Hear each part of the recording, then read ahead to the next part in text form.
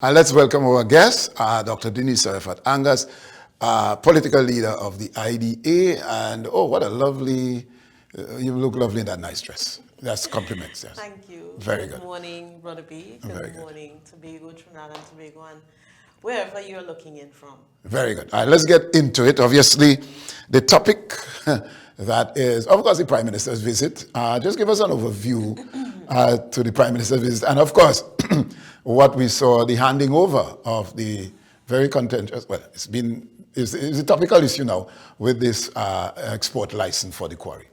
Yeah, really, the Prime Minister's visit reminds me of 2013 when she came bearing goodies during that election, 2012 into 2013. So this is no different, and I think if anyone had any doubts as to really why she was here, she declared her hand in the Assembly legislature that, clearly she is in support of the Farley administration. She held no bones about that in quoting the piece at the end, which is I think their tagline. So, All right, so yeah. go ahead. So if we had any doubts initially, I think she confirmed it in the end that this is just an election visit, that she is preparing the ground and she's handing out goodies and she's letting the people of Tobago know clearly where her support is or maybe where her ownership is. You said an election visit, meaning that it's all politics? Well, yes. It's twofold. Number one, there was a lot of heat in Trinidad, given this whole situation with the conflict between United States and Venezuela, and therefore it was a great escape for her to shift the conversation towards Tobago and take the heat off of her at the point down there. Good strategy. But it was also an opportunity to, play the politics and also to show her hand in terms of where the support in Tobago lies, which party she owns in Tobago. She owns. Those are very strong words. But we'll come back to that. No, all right. So let's come down to, she was invited. Her responsibility is to meet with the Chief Secretary or Prime Minister of the country, to meet with the Chief Secretary on a regular basis. Yes. 6 months after the election, she was invited to come to Tobago. Give us your take on that. Well, I would think it would be sooner than 6 months, but it is 6 months, and there's no real thing about the timing. It's like I said, the timing is the timing. They chose the timing. They collaborated to choose the timing.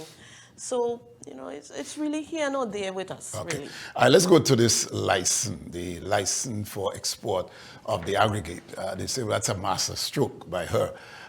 Political people are saying the election coming up and they want to look good, and so let me give him a nice little incentive to have the people vote for the anchor, because she did say the anchor holds at the end of it, as you said. Is this all political gimmickry, or is it that this is something long overdue that Tobago should have had? The PNM has responded and said the reason why they didn't give it is because the factory was not producing for the demand, or cannot produce for the demand, and so it was not making sense, given that they may have to import the very aggregate that we're exporting. Try to make sense of all of this. My problem is that Tobago has to continue begging for whatever we want. That's my problem. Yeah? Because that's how it comes over. We beg for it with the PNM, they didn't give it to us. We beg for it with this administration, they gave it to us. When do we get to the point that the country, central government and the Tobago House of Assembly sit down and have meaningful conversations about where the development of the country goes, and therefore what part does Tobago play in the diversification of the country? Okay, that is a whole different conversation rather than, well, they didn't give me, she gave me, you know, that kind of stuff. And we have to start maturing in the politics. So we had this, you know, every Thursday night we have our discussion of experts on different issues. And so last night we discussed the Quarry. And we discussed it from the point of view, not that the gift was given, but from the point of view of, can the Quarry truly diversify the economy such that it brings in enough money and creates the development of Tobago? And we had persons, you know, saying at this point they didn't see it. You know, number one, the Quarry is nowhere near ready to do it. And it's not just about equipment, it is about having the expertise, and I heard you talk about it, the expertise, the skilled labor, because you have, if you're talking about local, you could always give your people a local excuse as to why you can't give them a shipload today. But if you're talking about international and for export, there's no excuse. They're looking for consistency. They're looking for quality. They're looking for not just a truckload, but a whole shipload, okay, regularly to go out. You also have to look at the geopolitics that is happening in the region and the impact that the number of wars have had on shipping routes and the cost of shipping routes. And so you have to take all that into consideration, because whilst you might be beating your chest and say Tobago can export, you may find that the monies you get back are so small because of all those added costs that you didn't think about when you were going into the space. They asked us to take a look at, you know, the extraction of bauxite in Jamaica and where that has really gotten Jamaica. The extraction industries today are not getting us the bang for our dollar that we want, the returns on the investment that we want. They sound nice, it looks nice, but when you get down into the numbers, the returns on the investment are not, you know, reaching the people in what we call the statistics of the GDP per capita. So it means that the trickle-down effect to the households in Tobago or in Jamaica is not happening from the extraction industries. Even in Trinidad with the oil and gas, it is not happening. When you consider that there are other countries that are not into oil and gas or the extraction industries, and they are doing way better than we are in the country, and even in Tobago, even in places like Jamaica. So we have to rethink the model. Just having someone giving you a key to drive a car don't mean that the car is going to be driven, yeah? Because you may not have a license, you may not even know how to drive the car, and the car may not even be the car that you need to get to your destination. Let's go we have to look at all factors. Let's go to the response from the former Prime Minister, Dr. Rowley, and Stuart Young, in saying, the reasons for the rationale for not giving Tobago the export license is because we can't supply the demand. And so it didn't make sense to give. Do you think that's excusable enough? That's none of their business. That's none of their business? No. So they should have given it? Give the license. Let Tobago figure out, yes, how they're going to step up in terms of local demand and if they could go the extra mile. Give the license. That was none of your business. Give the license. Let Tobago start seeing its way. If a child is not given the opportunity to walk and fall, the child will never learn to walk. Excellent. Okay. All right. You mentioned earlier that the Quarry, of course, we know the potential of earning and what it can bring. But let's go to the running of the Quarry. We have changed chairman. I could go back to, there was a Jamaican guy there, and there were a number of people who were responsible with the company called Studley Park Quarry Enterprise. That's what they call it. I have it here. Studley Park Quarry Enterprise. And we have changed people to manage that quarry without success thus far. I asked a caller just now, do we need to outsource the expertise? Because you mentioned something that I spoke about. If America is to take aggregate from us, they don't want a truckload. They would want a 5-year supply of aggregate. That's the kind of, if we are serious about earning foreign exchange, those are the markets we need to target. But they are not going to compromise on whether we have a breakdown in some equipment or so. So what do we need to do, Dr. Tsoiafatt, in that regard? You know, do we need on the international market, apparently Tobago doesn't have a good name where the aggregate is concerned because they feel that they would not be able to rely on our consistency and supply. So even though we may have some of the best aggregate in the world, they're not looking to us because they know that the consistency and the efficiency is not there. First of all, excuse me, they need to hire experts in terms of the management of the quarry. That's number one. Number two, the politicians need to take the foot out of the neck of running the quarry. Excellent.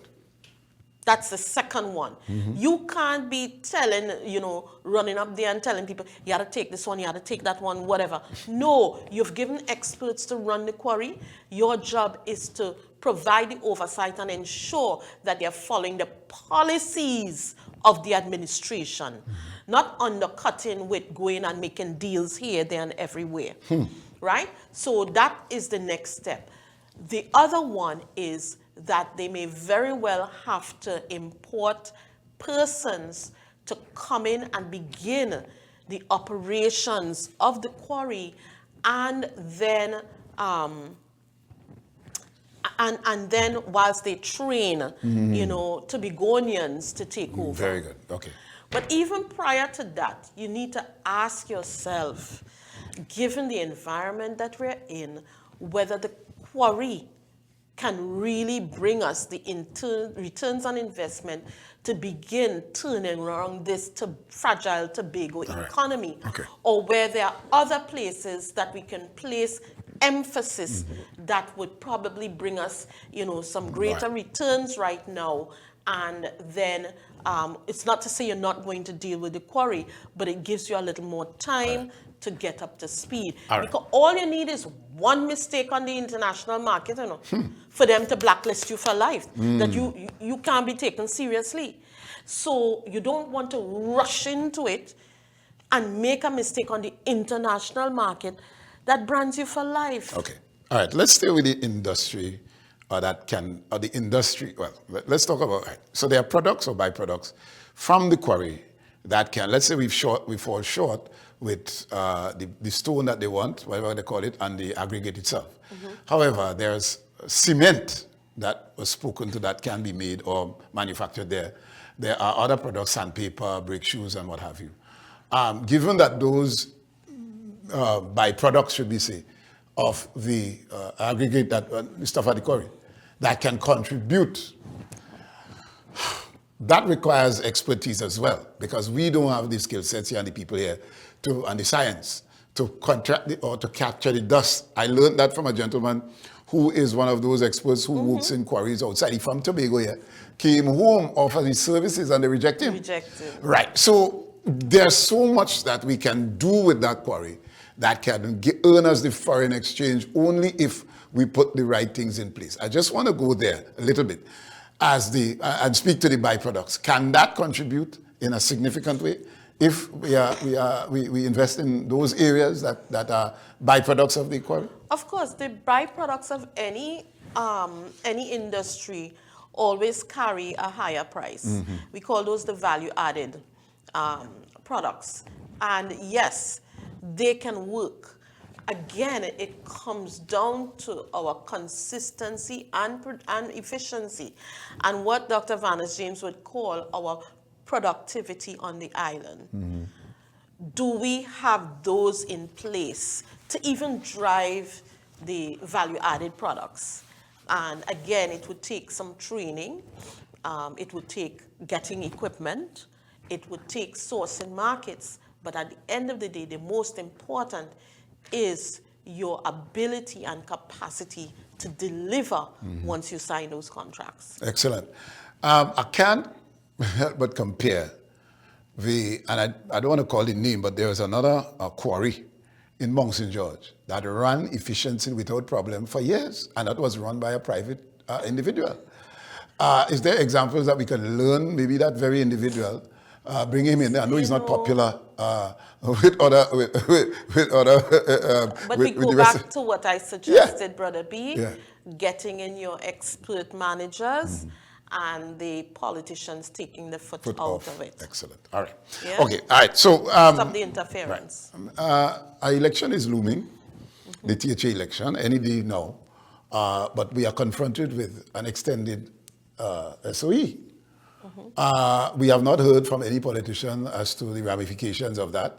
Your thoughts as a political leader in Tobago? Mr. Because the election is due within we can hear the date announced any day now.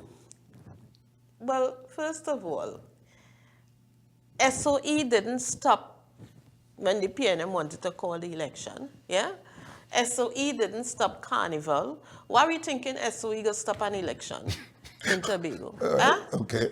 You know, the SOE is just it's really not real. Okay. You know, it's a way of keeping us controlled, you know, up until a point, yeah? But if it is conveniently, you know, you put your blinders all conveniently to host, you know, whatever you want to host that is in keeping with, you know, the administration. All right. Okay. Yeah. All right. So any day now, and I'm saying that because any day now. You know, let me explain to the people of Tobago. Number one, this THA, an election calling, is not like Trinidad. Yeah, in Trinidad, the Prime Minister could roll off her bed this morning and say, you know what, let's have election in 3 weeks. That does not happen in Tobago. In Tobago, before the House is dissolved, if the Chief Secretary wants to roll out his bed and call an election, he has to call a special meeting of the House. All the members around the House have to say, okay, we agree to dissolve the House. They dissolve the House, and then we have 2 months before the election date is set. Yeah? So those are the parameters we deal with in Tobago. It's not simply, you know, somebody have an election date in the back. The only date you could have is after the 2 months are exhausted, you could then call the date. Okay? And so it's easy to calculate. So between now, in your calculation, when will the date be called? Well, you have 2 dates. You have either the middle of January or the first week in March. Because they're not going to call it in the middle of Carnival. I don't know. Or maybe they might be crazy enough to do it. How ready is the idea? Whatever they call, we're ready. Yes? The people of Tobago ready. Very good. So let's talk about some of the policies of the idea. Obviously, you have to share your vision. You have an opportunity now to see what the idea will bring differently to what is existing now. What are some of the areas or the policies or investments that we need to make? Movie Tongue is leaving Tobago. That's not a good thing for Tobago, obviously. Investors came and left. We need to encourage investors. We have an issue with population size, and the economy is not turning as it should, as a matter of fact. So let's speak to all of that. First of all, the economy has gotten much worse in the last 4 years. And it tells you when investors like that are deciding enough is enough, it means that things have really gotten bad. And the people on the ground could tell you how bad things have gotten over the last 4 years, where they go to the grocery, they come, the same money that they had buying goods can no longer buy the same amount of goods. I'm sure you are experiencing it, Brother B, and you're all out there. You go in and you just can't buy the same amount that you used to buy before. And that tells you that even though we look like we enjoying Carnival and things are really bad on a day-to-day basis, okay? And we have to start looking at how we can turn that around. 10 days, 10 off is not enough for anybody to feed their families. And so we have to start looking at proper work programs for persons that they can be gainfully employed. What are some of those work programs that you would introduce if in office? So let's look at Carnival, yes? And I know that my, competitors are out there listening eagerly because they always have ideas to what Angus have to say. Because Angus have the ideas and the idea have the All right. ideas, Yeah. yeah? But let me tell you something. You see the Carnival going by? Instead of looking at it as that weekend blimp that just gives you a little rise in your pocket and after that, nothing. I saw Miss Haddad wrote an article that the business sector is still struggling after that whole Carnival experience. Of course it is, because you're looking at events. We haven't looked at how we build a Carnival industry. When you look at the demographics of persons who were jumping in that Carnival, most of it wasn't young people, You had most of it of people who were mature persons because they have the resources. They're mature persons. Many of them are young, vibrant retirees just hopping, going places, enjoying themselves. We would take those persons understanding the demographics and say to them, listen, come stay with us 4 months ahead. Let's teach you to play pan. We'll bring out you will have your own pan competition, foreign-based pan competition. You will have your own mass. You bring out your mass. And whatever mass you make, you can go to other carnivals with your mass. Okay? We will teach you how to sing calypsos. So you can enter and extempo, whatever. So long stay. Long stay tourism. Let's go there. Because long stay tourism impacts the Tobago market more than what we saw on the weekend for Carnival, which is Trinidad brought in everything, their big trucks, everything. They hosted their parties, they collected their money in Tobago, and they went back. That's the reality of it. Yes, we had a lot of people, but when you look at how the money was distributed in Tobago, from the amount of people we had, and for the amount of fetes we had, for the amount of money we spent, you'd realize that, the trickle-down effect is very small. All right. So long-stay tourism will begin to treat that. You mentioned something there, and somebody asked me about the Stink and Dirty Fete, which was the biggest gathering of people in Tobago. As a matter of fact, they say it's the biggest fete anywhere in the world. I don't know. But anyhow, the promoter may have paid for the grounds, and that would be all that the THA would make, if they paid anything at all. And how much would that be? Now, so, and I'm liking where you are.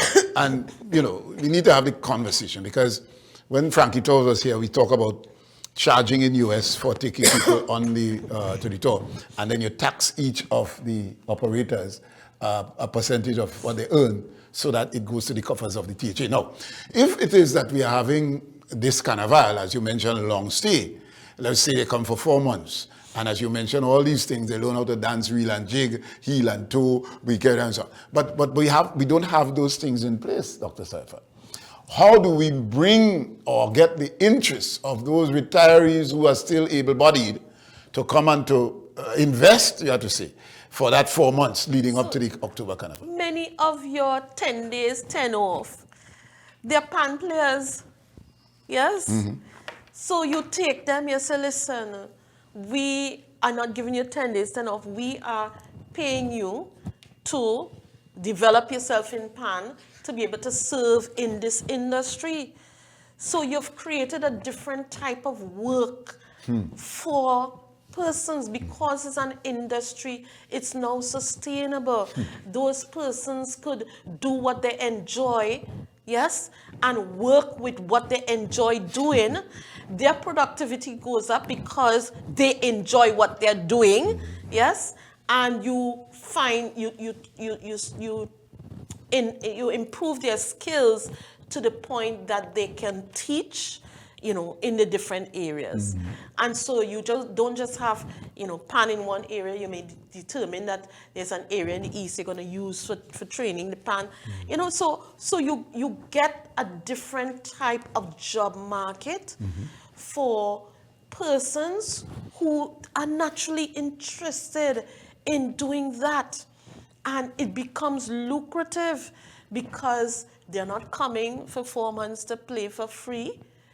This is a tuition academy that you're charging them for now. They come in. And it goes in every other aspect of the arts. And it comes in every other aspect of the arts. We have to start putting on our thinking caps and thinking further. There's a whole industry post-carnival, but we will leave that one for now. But lastly, the cruise ship, not the cruise ship, the yachting industry, or the yachting sector, I should call it that, is long stay. We have not heard anything about creating a marina.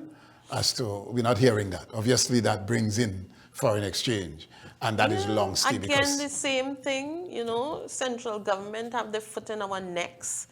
Every time, people talk about a marina coming to Tobago, it always has to go back to central government to get involved in this whole situation.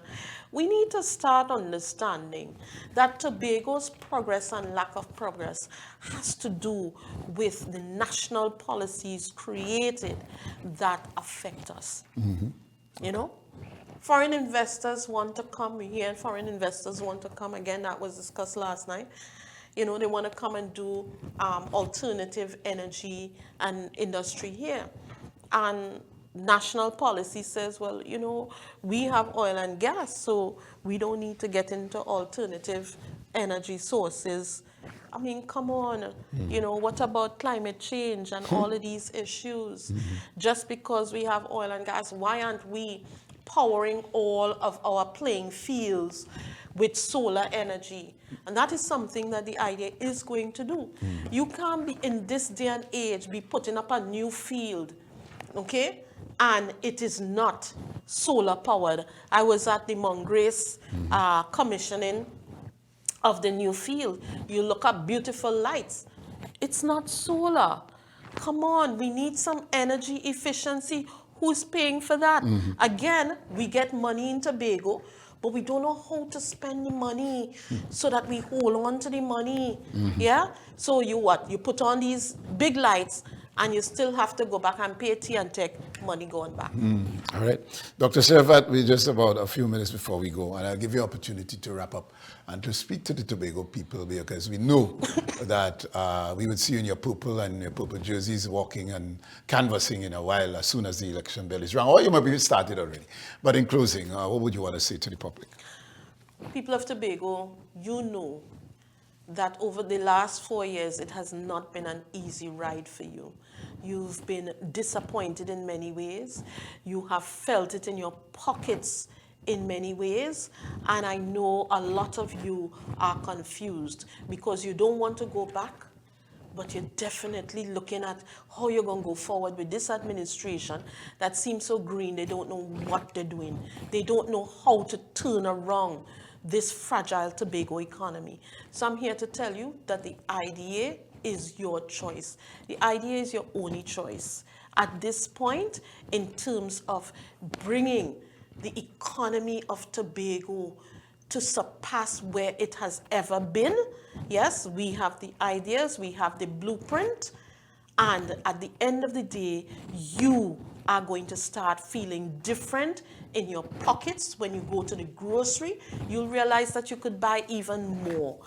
And you definitely don't have to continue this suffering that you are going through right now. So look out for us. We are on the ground, we are on the move, and we're looking to connect with you. It is time that the power be given back to you and your communities for you to be in charge of running Tobago. This dictatorship that we have going on right now, it is not going to take us anywhere. And so we want to give you the power in your communities. And so that is what we are looking to do. Dr. Tsoiafatt, we want to thank you for being here this morning, and always a pleasure, and all the best to you. All right.